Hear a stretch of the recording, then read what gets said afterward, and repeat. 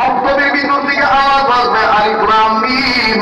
আর যখন আলিফ লাম মিমের আওয়াজ আসবে তখন আমার নবীর খতমে নবুয়তের গায়ে কেউ কলঙ্ক লাগাতে পারবে না।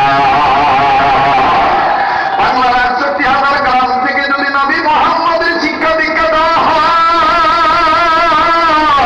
আমার নবীকে বাংলাদেশ গ্রাম থেকে তেতুলিয়া, রূপসা থেকে পাতুলিয়া, সুন্দরবন টু বান্দরবান, চট্টগ্রাম টু কুড়িগ্রাম, কোন জায়গার মানুষ আল্লাহ নবীর বিরুদ্ধে কথা বলার সাহস পাবে না। কথা বলেন ঠিক না? এই জন্য আমাদের বুজুর্গদের চিন্তা চেতনা হলো ৬৮,০০০ গ্রামগঞ্জে, ৬৮,০০০ গ্রামে প্রত্যন্ত অঞ্চলে অত্যন্ত সূক্ষ্ম কায়দা যেন মন্ত্র পালনা হয়। মন্ত্র বানাইলে আমার বন্ধুগণ আলিফ লাম শিখতে পারবো, অজু গোসল পাক না পাক শিখতে পারবো, হালাল হারাম তমিজ করতে পারবো। আমার বন্ধুগণ কোনটা ভালো কোনটা মন্দ এটা আমার বাচ্চারা শিখতে পারবো। আর যে এলাকার সন্তানেরা আলিফ লাম মিমের শিক্ষা শিখবে, কোরআন কারীমের ইলম শিখবে, আমার ভাইরা নামাজ কালাম শিখবে, এই সন্তানরা কোনদিন বড় হইলে নবীর বিরুদ্ধে কথা বলবে না, আল্লাহর বিরুদ্ধে কথা বলবে না। এমনকি যারা আল্লাহ রাসূলকে গালি দিবে, ওই বক্তব্যের ছাত্রটাই ওই বেঈমান নাস্তিক ফুটজার ফাসিকদের বিরুদ্ধে ইসলামের ঠান্ডা হাতে তুলে নিবে। কথা বলেন ঠিক না? ঠিক মুসলমান ভাইরা আমার বন্ধুগণ, পয়গম্বর ডাকতে বলতেছেন আল্লাহ কোন সবকটা পড়ার উসিলাই তুমি তার বাবাকে মাফ করে দিয়েছো। আল্লাহ ডাকতে বলেন পয়গম্বর বাচ্চাটা যে সবক করছে আমি তোমাকে বলেছি তুমি সরব, কিন্তু বানান কিতাবে লিখুক লিখে ইমাম ফখরুদ্দিন রাজি রহমাতুল্লাহ আলাইহি লেখেন পয়গম্বর তখন কাঁদতেছিলেন। আল্লাহ পাক ডাক দিয়ে বলেন পয়গম্বর আমি তোমার অন্তর জানি, আমি তোমার খবর রাখি, আমি মানুষের অতীত জানি, বর্তমান জানি, ভবিষ্যৎ। বলেন আমার আল্লাহ সব জানে কি জানে না? আবার বলেন জানে কি জানে না?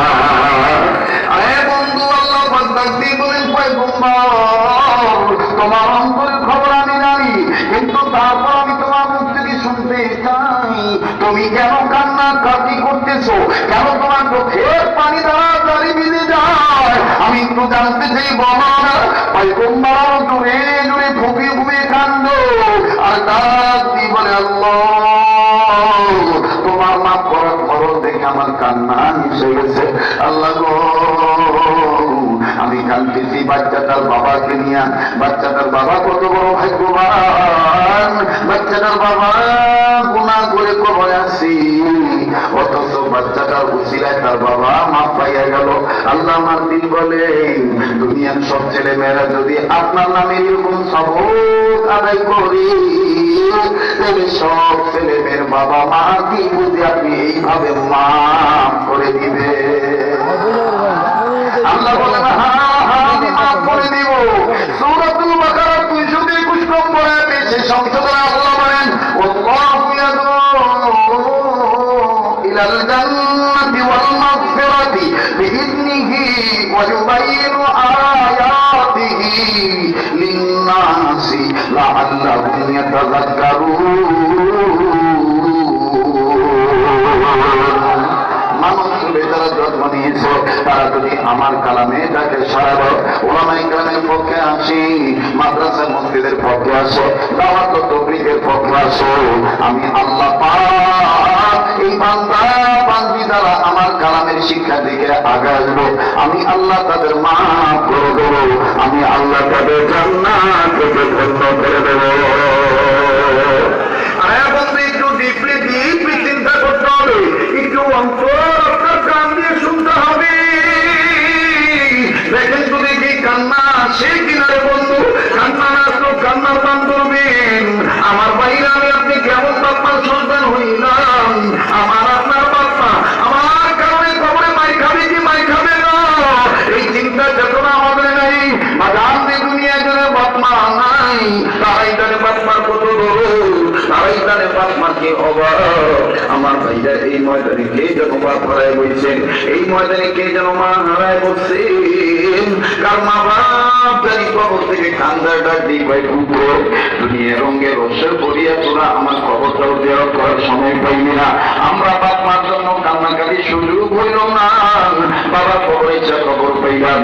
কোন ছেলে মেয়ে যদি বাপ মার জন্য কবর জিয়ারত করে, বাপ মার জন্য আল্লাহর কাছে রুহের মাগফিরাত কামনা করিয়া কান্দো, আমার আল্লাহ ছেলে মেয়ের কান্নার উসিলায় বাপ মার কবর আযাব মাফ করে দিবে।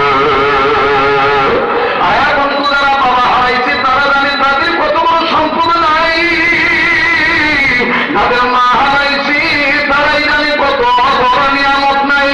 আমি তো এই নিয়ে শুধু আপনাদেরকে একটু ধারণা দিয়ে বলতে চাই, একের অধিক জায়গায় বয়ানে আপনার এই কথা বাস্তবে শুনিয়া থাকতে পারেন, তারপর স্মরণ করিয়া বলতে চাই, বাজান দুনিয়াতে এরকম ছোট বড় অনেক মাদ্রাসা আছে, এই মাদ্রাসাগুলোতে অনেক এতিম বাচ্চা আছে। আমার ভাইরা কোন সন্তানের বাপ আছে, কোন সন্তানের মা নাই, আবার কোন সন্তানের মা আছে, কোন সন্তানের বাবা নাই, আবার কোন সন্তানের মাও নাই, বাবাও নাই। কথা বলতে কিনা?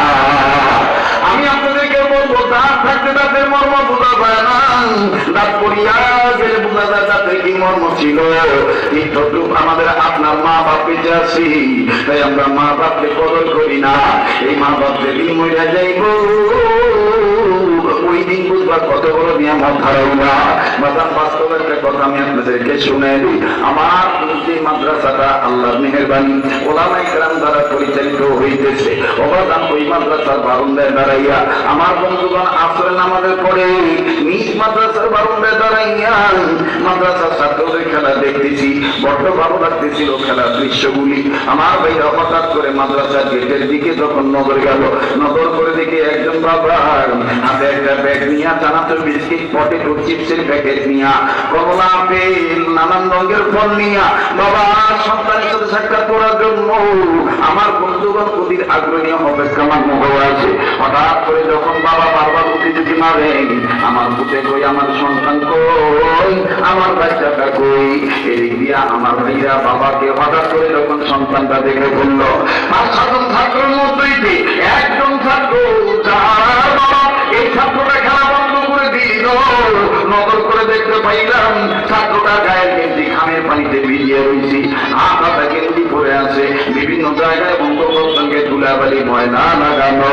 বাজান এই বাচ্চাটা তখন ধুলাবালি ছাড়ে, আর তুমি যখন বাবাকে দেখে সোজা করে, পাশের ছাত্ররা হামসাবক সহপাঠীরা ডাক দিয়ে বলে, কি ভাইয়া তুমি কি আর আজকে খেলবা না? ছাত্রটা কান্না কান্না ভাব নিয়ে বলে, আঙ্গো বাবা ড্রাইভার মানুষ, এতদিন আঙ্গো বাবায় আসতে পারে নাই, আমার বাবা যাবো, আমি আর আজকে খেলবো না। বড় ভালো লাগলো ছাত্রটার কথা শোনার পরে। অবাদান দেখতে পাইলাম ছেলেটার গায়ের গেঞ্জি খানের পানিতে ভিজে রয়েছে। বাবার পানি যখন বড় মানলো, আমি তুমি অনেক সময় বাবা যদি উমরা কাপড় নিয়ে তোমাকে আমাকে কোলে নিতে চায়, হাত পায়, তুমি আমি বাবাকে ঘৃণা করে বলি না, তোমার তুলে যাবো না, তোমার গায়ে দুর্গন্ধ বলে, তোমার কাপড় ময়লা। অথচ ওই দিন যখনই ঘামের পানিতে ভিজা যুক্ত গেঞ্জি লইয়া আমার ভাইরা নোংরা কাপড় লইয়া যখন বাবার পানি বাচ্চাটা ছুটে দৌড় মারল, অবাদান বাবা হাতের ব্যাগ নিচে ধুইয়া দুইটার সামনের দিকে বাড়ায় কয়, আয় আয় আয় বাবা তুই আমার বুকে আয়। সন্তানটা বাবার কাছে গেল, লইয়া সালাম দিল, মুসাফা করলো, বাবা কান্দে নিয়ে বুকে ধরিয়া কপালে চুমা দিল, আর ছেলেটা আব্বু বলে ডাক দিয়ে কয়, আব্বু বাড়িটা মায় কেমন আছে, ভাই বোনেরা কেমন আছে? বড্ড ভালো লাগতেছিল পিতা পুত্রের আদর দৃশ্য, বাবার চুমা খাওয়ার দৃশ্যটা খুবই ভালো লাগতেছিল। কিন্তু বাজানো যে বারান্দায় যেখানে দাঁড়াইয়া বাপ বেটার আদর দেখতেছি, ওই একই বারান্দায় আমার থেকে একটু দূরে আর একটা সন্তান 11-12 বছর বয়স হবে। আমার জানা ছিল না ছেলেটার বাবা নাই, ছেলেটা ওই বাবার সন্তানকে আদর করার চুমা খাওয়ার দৃশ্য দেখে এই ছাত্রটা কান্দে, আর বারান্দার বিলের সাথে মাথা ঠেকাইয়া চোখের পানি ঠান্ডার মতন ছেড়ে ছেড়ে দিয়ে কান্দে, আর দেখে দেখে বলে, আমার আব্বু ছিল, আমার আব্বু এরকম আমার জন্য চানাচুর বিস্কিটের প্যাকেট নিয়ে আসতো, নিজেই কাঁদে নিজের চোখের পানি দিয়া। আমার ভাইয়া যখন নিজের গাল বেয়ে বেয়ে চোখের পানি পড়ে, চোখের পানি মুছে থাকতে করে আমার আব্বুকে আর কোনোদিন আসবে না। আমি আস্তে করে ছেলেটার কাছে যাই, ডাকি বললাম, বাবা তুমি কাঁদো কেন, তোমার কি বাবা নাই? ছেলেটা কান্দার ডাক দিয়ে বলে, হুজুর আমার বাবা ছিল, আমার বাবা এখন আর নাই, 2 মাস আগে আমার আব্বাই রোড অ্যাক্সিডেন্টে মারা গেছে। আজকে তাইলে তুমি কান্দো কেন? ডাক দিয়ে বলে, হুজুর এই ভাইয়ারা আব্বারা তো দেখি আমার আব্বার কথা বলা হয়ে গেছে। হুজুর আমার আব্বা তো এই ভাইয়ার আব্বার মতন তারা চৌর বিস্কিটের প্যাকেট ফল নিয়ে ধরে থাকতো। আমার আব্বা আমার কথা হুজুরদের কাছে বলিয়া আমার নিয়ে কত কিছু কিনে দিত। হুজুর এই ভাইয়ার আব্বারা তো দেখি আমার আব্বার কথা মনে হয়েছে, এই জন্য কান্দি। তাই বলি মুসলমান ভাইরা আমার, যাদের বাবা নাই তারাই জানে তাদের কত বড় নিয়ামত নাই, যাদের মা নাই তারাই জানে তাদের কত বড় নিয়ামত নাই। বাজানাম বন্ধন এবার ইমাম ফখরুদ্দিন রাজি রহমতুল্লাহ আলাইহি তফসির কাদিরের মধ্যে রাখেন, পয়গম্বর ডাকিয়ে বললেন, আল্লাহ আমার দিল বলে এই বাচ্চার বাবাকে যেমন তুমি তোমার নামের সবক পড়ার উসিলায় বাচ্চাকে উসিলা করো, বাচ্চার বাবাকে মাফ করে দিয়েছো। আমি পয়গম্বরের মন বলে দুনিয়ার সব ছেলে মেয়েরা যদি আপনার নামের এরকম সবক আদায় করে, সব ছেলেদের বাবার মাকে আপনি এভাবে মনে হয় মাফ করে দিবেন। আল্লাহ বলেন, হ্যাঁ আমি মাফ করে দেবো। এবার পয়গম্বর বলে, আল্লাহ আবার বলেন না আল্লাহ। পয়গম্বর ডাক দিয়ে বললেন, আল্লাহ সবকটা কোন সবক আমি তোমার দরবারে জানতে চাই। আল্লাহ ডাক দিয়ে বললেন, পয়গম্বর সবকটা ছিল এই বাচ্চাটাকে যখন তার শিক্ষক আলেম মানুষ জীবনে প্রথম সবক করাবো, বাচ্চারা তখন মাসুম বাচ্চা, যার কোনো গুনাহ নেই। এই বাচ্চারা তখন ওস্তাদের শিখানো সবক চমৎকার ভাবে এইরকম করে বললেন, বিসমিল্লাহির রহমানির রহিম। করেন না, বিসমিল্লাহির রহমানির রহিম। পড়েন পড়েন, বিসমিল্লাহির রহমানির, পড়েন সবাই, বিসমিল্লাহির রহমানির। এবার বড় পয়গম্বর যেই বাচ্চাটা বলতে পারে মাসুম বাচ্চা হয়ে আমি আল্লাহ রহমান রহিম, আমি আল্লাহ রহমান রহিম আল্লাহ হইয়া এই মাসুম বাচ্চার বাবার কবরে কেমন করে আজাব দিতে পারি? ও পয়গম্বর বাচ্চার উসিলা আমি আল্লাহ তার বাবাকে মাফ করে জান্নাত দিয়ে দিলাম।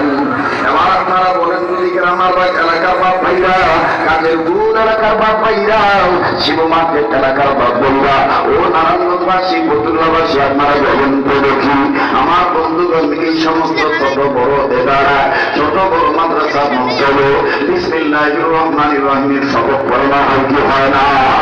আবার বলেন, হয় কি হয় না? তাই আমার এই সমস্ত মাদ্রাসার দরকার আছে না নাই? আমার বলেন আছে না নাই? মুসলমান ভুলে গেছেন কিনা জানি না, বলেন তো দেখি সব থেকে দামি কিতাবের নাম কি? আবার বলেন, দামি কিতাবের নাম কি? এটা আল্লাহ পাক নিজেই বলে দিয়েছে, ইন্নাহু লাকুরআনুন কারীম। আমার ভাইরা, আমার বন্ধুগণ, আমি শেষ করে দিচ্ছি। যেহেতু আমার এই তো চমৎকার কণ্ঠের অধিকারী, আগেই বলেছি বাংলার সুরিত কণ্ঠস্বর আমার শ্রদ্ধেয় ভাইজান মাওলানা মুফতি শাহজালাল মাদারী পরিবহন, তিনি আপনাদেরকে ইনশাআল্লাহ আলোচনা শোনাবেন। আমি শুধু নামার আগে, এটি জানার আগে একটি কথা বলতে চাই। অতি জীবনে বাংলাদেশে একবার করোনা নামক ভাইরাস ধেয়ে আসছিল। এখন আবার আর একটা ভাইরাস নাকি আসার সম্ভাবনা আছে, অলরেডি ইন্ডিয়াতে ঢুকে গেছে। এবং আমার প্রিয় মুর্শিদ শাইখুল উলামা অধ্যক্ষ মিজানুর রহমান চৌধুরী কাপাসিয়া দেওয়ার হযরত আমাদেরকে বলেন, সুন্নতের একটু তালিম দিও না। আমার ভাইরা, আমার বন্ধুগণ, আমরা যারা দুর্ভিক্ষ জীবন থেকে রেহাই পেতে চাই, অর্থ অর্থনৈতিকভাবে স্বাবলম্বী হতে চাই, রিজিকের অভাব দ্বারা আমরা দূর করতে চাই, কঠিন ধরনের মরণ ব্যাধি থেকে তারা হেফাজতে থাকতে চাই। আমার ভাইরা আবু দাউদ শরীফের হাদিস থেকে ছোট্ট একটা সুন্নত আমল শিখে দিই। আগে বলেন তুমি কি স্লোগান দেব? আমি বলবো সুন্নত আছে যেখানে, আপনারা বলবেন আমরা উম্মত আছি সেখানে, সুন্নত আছে যেখানে, উম্মত আছি সেখানে, সুন্নত আছে যেখানে। নারে তাকবীর। মুসলমান ভাইরা আমার বন্ধুগণ, আল্লাহর নবীর উম্মতের নারীগণ যদি খানা খাওয়ার আগে পরে 17টা সুন্নত, এর মধ্যে 4 নাম্বার সুন্নত হইল দোনো হাত কবজি পর্যন্ত ধৌত করা। বলেন কয় হাত? কোন পর্যন্ত? এটা দেখান না কোন পর্যন্ত? কবজি পর্যন্ত ধৌত করা কয় হাত? খানা খাওয়ার আগে এবং পরে এই 4 নাম্বার সুন্নতটা তারা মানবে। আল্লাহ পাক তাদের রিজিকের অভাব দূর করে দিবে। তারা যদি ঋণ থেকে থাকে, ঋণ পরিশোধ করার ব্যবস্থা হয়ে যাবে। আর 3 নাম্বার ফায়দা হইল সুন্নতরা উন্নত হওয়া ধরুন মরণ কালে কালে না নসিব হয়ে যাবে। আমাদের মরণ যেন হয়, আমাদের মরণ যেন হয়, আমাদের আল্লাহ আল্লাহ বলতে বলতে নবীর পথে চলতে চলতে, আল্লাহ আল্লাহ বলতে বলতে। এতগুলো মানুষ আলেম হুজুররা চলেছে বয়ান করবেন, একটু মেহরবানি করে জমিতে একটু কাটিয়ে দেন না। আল্লাহ আল্লাহ বলতে বলতে নবীর পথে চলতে চলতে মরণ যেন হয় আমাদের। মাশাআল্লাহ, আমাদের মরণ যেন হয় আমাদের। দিনের পথে চলতে গিয়ে, হকের কথা বলতে গিয়ে, কোরআন হাদিস শিখতে গিয়ে, মরণ কালে কালমা যেন নসিব হয় আমাদের। মরণ যেন হয় আমাদের। আসবে হামলা, হবে মামলা, আসবে হামলা, ওই আসবে হামলা, হবে মামলা, করব না তো বাতিলকে ভয় আমাদের। মরণ যেন হয় না রে থাকবে। মুফতি সাহেব মাদারীপুরে বললেন আল্লামা